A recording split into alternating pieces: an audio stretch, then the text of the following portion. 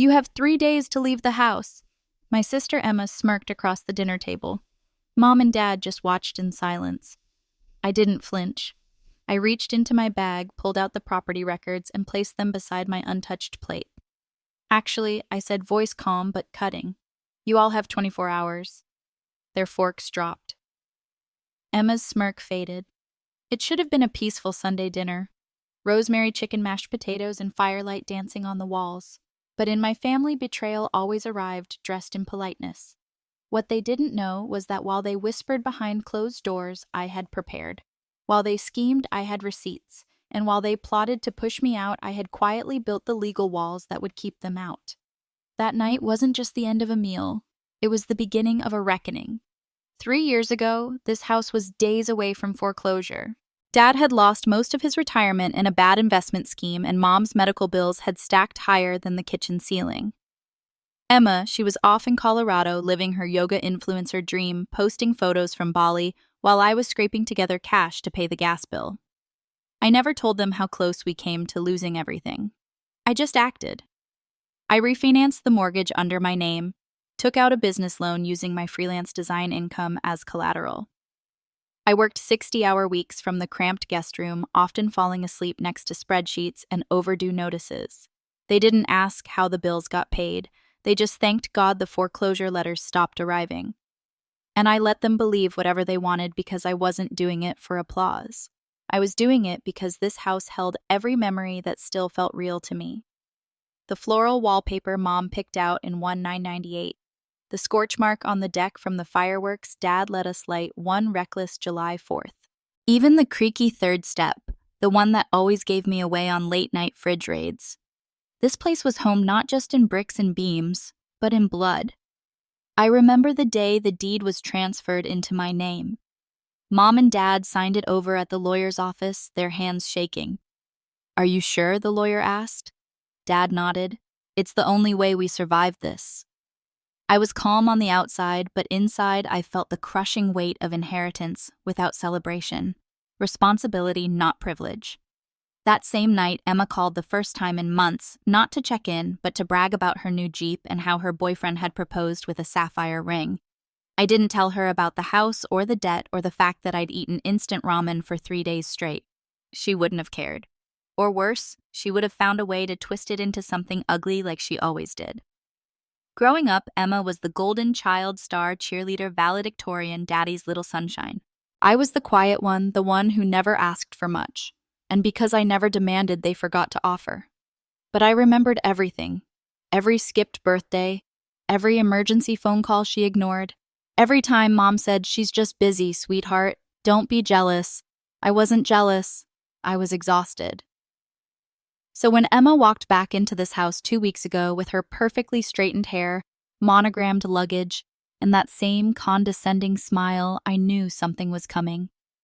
What I didn't expect was how easily they'd all fall into line behind her again. Emma returned as if she had never left. She walked through the front door like she owned the place, dropping her designer duffel on the hardwood floor and air-kissing Mom like they were brunching in Manhattan. Dad looked up from the couch and his whole face lit up like it hadn't in years. "Pumpkin," he whispered. I stood in the doorway of the kitchen dish towel, still in hand, watching the performance unfold. She didn't acknowledge me, not even a nod, not a glance. Later I'd find out she had texted them weeks ago asking if she could crash for a bit while she figured things out. She'd left her fiancé. Turns out he cheated. Or maybe she did, depending on which version she told. She was rebuilding her life, she said. So naturally, she came here to the one place she never lifted a finger to preserve. At dinner that night, she spoke louder than everyone else. Dominated the conversation, laughed too hard at her own stories, tossed back wine like it was water. Mom clung to every word. Dad nodded like he was still her audience of one. And when I brought out dessert, homemade lemon tart, their favorite, Emma scoffed. "Still playing house, huh, Evie?" It was a tiny jab, but it landed like a dagger. She never said anything outright cruel. Emma was too polished for that. No, her weapons were subtler, backhanded compliments, one-syllable dismissals, comparisons too casual to be unintentional. And yet it worked. Within a few days, Mom and Dad started falling back into old rhythms. Emma slept in the master bedroom. I stayed in the guest room, the same one I'd turned into a home office after months of living like a tenant in my own house. Emma just needs space to heal, Mom said softly one morning. Don't make things tense, Dad added without looking up from his coffee. Tense. That word again. Apparently existing was tense. Paying the bills tense. Trying to hold boundaries tense. But Emma flouncing around in silk robes and ignoring every shared chore. Totally acceptable. I kept my mouth shut for a while until I overheard them whispering on the porch one night. She's always been so rigid, Emma said. She's tired, Mom replied. And you know, Evelyn, she holds on to things. I just think maybe it's time for her to grow up and move on. Maybe she should find her own place. They didn't know I was standing just inside the screen door, and I didn't say anything then. But in that moment, I knew this wasn't temporary. Emma hadn't come home to heal. She'd come to reclaim. And Mom and Dad, they were ready to let her. It didn't happen all at once. That's the thing about erosion. It's slow, quiet, almost gentle, until one day you wake up and realize the foundation has disappeared beneath your feet. First came the little things. Mom stopped asking if I wanted coffee in the morning. Dad left the mail unopened on the hallway table mail with my name on it. Emma moved my things in the kitchen, rearranged the spice rack I'd organized, laughed about how chaotic it was before. No one asked me. Then came the conversations that paused when I entered the room, the glances between them fleeting but unmistakable. I started feeling like a guest, like I had wandered into someone else's home and overstayed my welcome. One evening, I walked into the living room to find them sitting together on the couch, wine glasses in hand, fire crackling. Emma was telling them about a real estate course she took online. I think it would be smart to downsize eventually, she said casually. Maybe even sell the house while it's still in good condition. Get a condo somewhere quieter. This place is just too much for Evelyn alone. I stood there in the doorway, frozen. They didn't even notice me. I left the room without a word and closed the guest room door softly behind me. I didn't cry. I didn't scream. I sat at my desk and opened the folder labeled Property Documents Deed, Title Transfer Mortgage, Refinance Tax Receipts, Legal Counsel Notes, my name, my responsibility, my home. But that didn't seem to matter anymore because somehow in their eyes, Emma was still the center of gravity, the one they revolved around. No matter how long she'd been gone, no matter how little she'd given back, she didn't earn their loyalty. She inherited it. And I had to buy mine month after month, dollar by dollar. And even then, it was conditional. As long as I was useful, as long as I stayed quiet, as long as I didn't challenge the family myth that Emma was the sun and I was the shadow, I started locking the door to my room. Not out of fear, but out of something worse foresight. Something was coming. I could feel it in the way Emma avoided eye contact. In the way Mom sighed every time I brought up bills. In the way Dad's voice dropped when he asked, "Do you really need to be here full time?" No one said it, but I heard them all the same. You're in the way. You're too much. You're not wanted. And so I waited. Not passively. No. I sharpened my silence. I gathered my evidence. I let them underestimate me. Let them think I was soft or afraid or too loyal to fight because I knew the strike was coming. I just didn't know it would come over roast chicken and red wine. It was supposed to be just another dinner. Roast chicken, garlic mashed potatoes, that lemon vinaigrette salad Mom always made when she wanted things to feel normal. The table was set for 4. Emma brought out wine, some overpriced bottle she'd picked up on her way back from yoga. Dad carved the chicken like it was Thanksgiving. And I sat silently watching them pretend this house wasn't built on the bones of my sacrifice. Halfway through the meal, Emma took a sip of wine, set her glass down with that signature dramatic flair, and smiled at me like a cat who'd already swallowed the bird. "You have 3 days to leave the house," she said casually. Just like that. 3 days, no discussion, no context. A sentence dropped into mashed potatoes and silence. I looked at her, then at Mom and Dad, hoping for some kind of reaction. Nothing. Mom looked down at her plate. Dad reached for the salt. Neither said a word. I blinked. "Excuse me," I said quietly, trying to keep my voice from cracking. Emma tilted her head, her tone saccharine. "It's not personal, Evie. We just think it's time you moved on. You've been here a long time. It's not healthy. I repeated. Mom and Dad agree, she said smoothly, glancing at them like a lawyer revealing her co-signers. Dad cleared his throat. It's not about the house, he muttered. It's about peace, Harmony. Peace, I whispered. You think this is peace? Emma leaned forward, elbows on the table like we were gossiping over coffee. I just don't want us to keep walking on eggshells. Your energy, it's heavy. I almost laughed. Heavy! The girl who hadn't paid a single bill, who waltzed back in and acted like a queen in exile, was now talking about energy. I set my fork down slowly. My hands were shaking, but not from fear, from clarity. I reached into my bag and pulled out the thick folder, the one I hadn't touched in months but always kept near. I opened it, flipped to the first page, and slid it across the table toward Emma.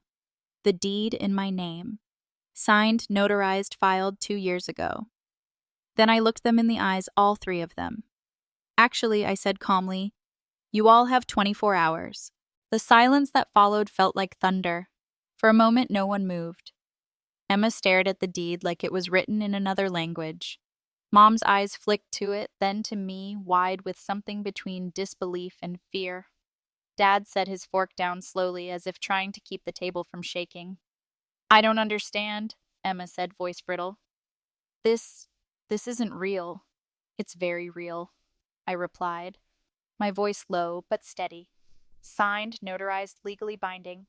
Dated 18 months ago, the day I paid off the final balance of the mortgage in full. Dad's face went pale. I refinanced it under my name. I continued sliding another paper across the table, paid off. The liens, took over the insurance, paid the property tax, fixed the leaking roof, the electrical, the mold in the basement. You remember that, right? No, probably not. You weren't here. Emma stood up suddenly, her chair screeching against the floor. Her expression twisted, no longer smug, just cold. So this is what this is about. Control. No, I said this is about respect, something none of you seem to think I deserve. You're kicking out your family, Mom finally whispered. I'm reclaiming what I built, I said, turning to her. What I held together when everyone else disappeared, what I sacrificed my 20s for. You let her walk in and declare me a squatter in my own home. You said nothing. We didn't know, Dad mumbled. But the words landed weak. You didn't want to know, I snapped. It was easier to pretend this place just stayed afloat on its own, that I was just a quiet presence in the background. Well, surprise, I'm the reason we still have a roof at all. Emma laughed, sharp and bitter. God, Evelyn, no wonder no one wants to live with you. You're impossible. You act like some martyr, like the family owes you a parade. I never asked for a parade, I said, rising to my feet. But I also didn't ask to be betrayed over dinner like I was some stranger who overstayed my welcome. I reached into the folder and pulled out the final page, a printed letter from my lawyer, stamped and signed. This is a formal notice of eviction. You have 24 hours. After that, law enforcement gets involved. The locksmith is coming tomorrow afternoon. You wouldn't dare, Emma spat. I turned to her. You dared first. Dad stood up too, hands trembling. There has to be another way, Evelyn. Please. There was, I said, my voice cracking, despite myself. It was when I asked you both to sign the deed and you said yes. When you told me you were proud of how I stepped up. When I spent 2 years cleaning up your mess without ever making you feel ashamed. That was your other way. You chose this one instead. Mom looked like she wanted to cry. Ivei, she whispered. You're not this kind of person. I stared at her. No, I wasn't. But you made me this way. You let her humiliate me at this table and said nothing. You watched me drown in responsibility and called me tense. And now you want to act surprised when I finally say enough. Emma moved toward me. I'm not leaving, she said. I don't care what papers you bring. This is our family's home. I grew up here too. I stepped back, my hand instinctively gripping the edge of the table. Yes, we both did. But I'm the only one who stayed when it mattered. And you don't get to walk back in and rewrite history just because you're louder. She opened her mouth, but I cut her off. Pack your things, all of you, by noon tomorrow, or I'll have officers escort you out. Silence swallowed the room. Then slowly Emma turned and stormed upstairs, heels clicking like gunshots on the wood floor. Dad sat down hard, burying his face in his hands. Mom looked at me, and for the first time, I think she really saw me, but I didn't wait for understanding. I left the table, walked to my room, and closed the door with shaking hands. Outside, the house creaked. Inside, my heart pounded. I just declared war on the only people I had left, but for once, I wasn't afraid. The next morning, the house felt different, not quieter. It had always been quiet in that suffocating, polite kind of way, but hollow, like something had cracked in the foundation and let all the warmth leak out overnight. I didn't sleep. I lay in bed listening the creaks of the floorboards, the occasional closing of a drawer, hushed voices down the hall. They were packing. At 8:13 a.m., I heard the soft click of the front door opening and Emma's voice slicing through the air like broken glass. Just bring the truck around. I don't need help. I just need you to be fast. I didn't move. Didn't go out to gloat. Didn't offer help. Just sat at the edge of the bed, hands clenched in my lap waiting for the next sound. Footsteps on the stairs, a thud, a suitcase dragged across the hardwood. Then silence again. At 10:07 a.m., I opened the door to grab coffee. The hallway was empty, but the air was charged like after a lightning strike. I passed Dad in the living room. He was sitting in his old recliner, staring at the blank TV screen, holding the remote but not pressing anything. He didn't look up, didn't speak. Just let me walk by like I was a ghost. Mom was in the kitchen, packing plates into a box marked fragile. She paused when she saw me. "Your father doesn't know where we'll go yet," she said softly, not meeting my eyes. "Emma offered her apartment for a while. It'll be cramped." I didn't respond. I just nodded once and reached for the kettle.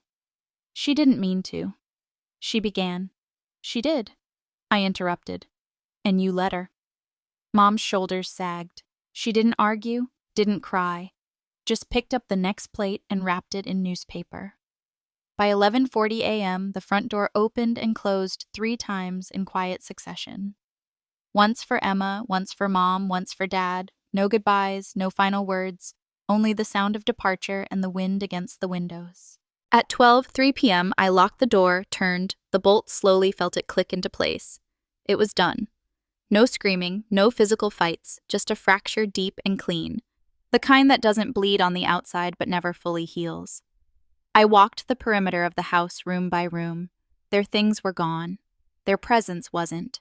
I could still smell Dad's cologne in the hallway, still see Mom's gardening gloves on the windowsill. Still feel Emma's perfume lingering in the guest room, the one she'd taken over like a throne.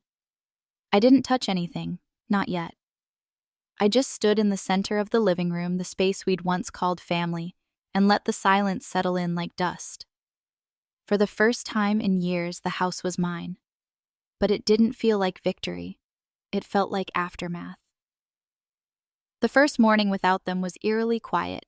No footsteps, no clinking mugs, no whispers behind doors, just the hum of the fridge, the occasional creak of old wood, and the steady beat of my own breathing. I made coffee and sat by the window. For once, no one had claimed the best seat. The house felt foreign and familiar all at once, like wearing a dress I hadn't tried on in years. I started small. I cleared out the master bedroom, the one Emma had taken like it was owed to her. I opened the windows wide, let the stale air out, repainted the walls, soft gray, removed the floral curtains Mom insisted on keeping for tradition, hung a single photograph. Me standing on a mountain trail in Montana, arms outstretched alone and smiling. Then I moved to the hallway. Took down the old family portraits, not to erase the past, but to stop it from looming over my present. I boxed them carefully, labeled the container. Memories, not altars. Next was the garden. I pulled out Mom's dying rose bushes, the ones she never tended but insisted we keep because they were Dad's favorite. I planted lavender and rosemary instead. Things that didn't just survive, they thrived with space and sunlight. Every task became a ritual. Not of grief, of reclamation. I fixed the creaky stair, the one Emma always complained about. Replaced the light bulb in the attic. Converted the guest room, once my workspace, then her private suite, into a real office complete with a standing desk and sunlight pouring in at golden hour. And slowly, the house began to breathe with me. It stopped feeling haunted, stopped echoing with what-ifs, and almost started feeling like a place built for now, not for the ghosts of people who left. I worked, I slept, I cooked meals just for myself. I played music out loud. I danced barefoot in the hallway. I laughed real full-bodied laughter when I spilled coffee all over a rug and didn't have to apologize for it. For the first time, I wasn't waiting to be seen, wasn't adjusting myself to be easier, quieter, more convenient. I was alone, but I wasn't lonely because everything around me, the walls, the shelves, the chip tile I hadn't replaced yet, they weren't just mine in paperwork. They were mine in presence, in effort, in intention, and that was enough. It came on a Tuesday, a plain white envelope tucked between bills and coupons. No return address, but I recognized the handwriting instantly. Loopy, careful cursive. The same one Mom used when she labeled our school folders or wrote birthday cards with smiley faces in the corners. I stood by the mailbox for a long time just holding it. Part of me didn't want to open it, not out of fear, but out of disinterest, like revisiting a book I'd already closed. But I did. The letter was 2 pages, neat, no crossings out, no apology. She said she forgave me. Forgave me as if I were the one who'd betrayed them. As if defending my home, my boundaries, my worth was something shameful that needed absolution. She wrote that she hoped one day I'd come to my senses that Emma was trying her best, and that they were managing in the city apartment even if it was tight and less than ideal. She ended with, "We still love you, Evelyn, even if we don't understand you anymore." I read it once then, folded it slowly, precisely, and dropped it into the bin beside the recycling. Not out of anger, not as a dramatic gesture, just because I didn't need it.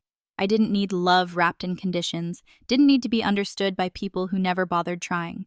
For so long, I'd begged for crumbs, validation, kindness, acknowledgement. Now, I was full. The silence that followed their absence wasn't lonely anymore. It was clarity. The house didn't echo like it used to. It held me not perfectly, not gently, but honestly. I poured tea, sat by the window, and watched the afternoon light spill across the new lavender plants. And I smiled. Because some stories don't need closure. They just need a door and the strength to close it.